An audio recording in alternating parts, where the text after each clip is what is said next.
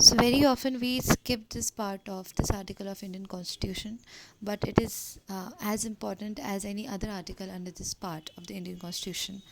This article basically confers or tells us that the Parliament has the right to give effect to the provisions of this part, that is Part 3 under Indian Constitution.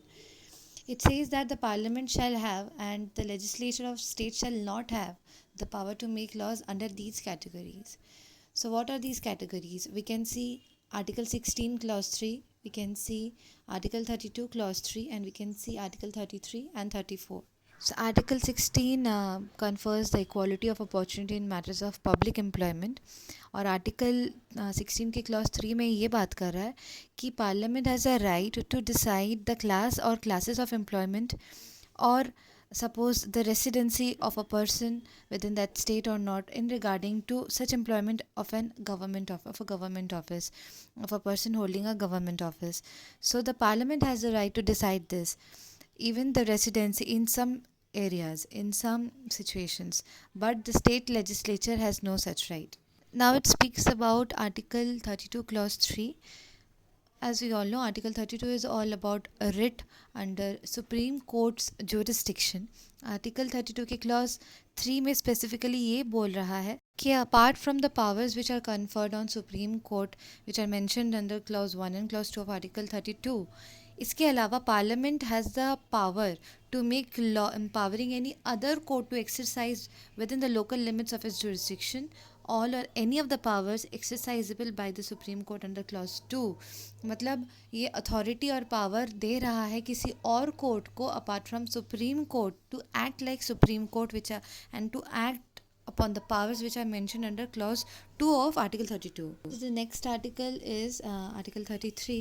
This speaks about the power of parliament to modify rights, certain rights which are conferred by this part, that is fundamental rights, but in respect of forces, that is members of the armed force, members of the force who are charged with the maintenance of public order, police force, different sectors of forces or armed forces in our country. So the next is Article 34.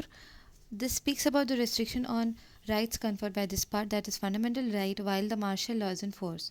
So under this article, the parliament has the power to indemnify any person in the service of union or a state or any other person in respect of any act done by him in connection with the maintenance or restoration or order. So this means that a person's act, any person's any act while the martial law is in force in the country, such act of a person will be judged by the parliament. The parliament will decide whether to inflict punishment or not, whether such sentence must be passed, whether to validate such sentence. The parliament has all the authority. अब सब clause 2 में बात कर रहा है ये कि the parliament has the power for prescribing punishment for those acts which are declared to be offences under this part, that is part 3. So articles like 17, 23, 24, which provides for a prohibition of untouchability or bonded labor, forced labor, human trafficking, or child labor in factories. So the punishment will be decided by the parliament. The parliament has the authority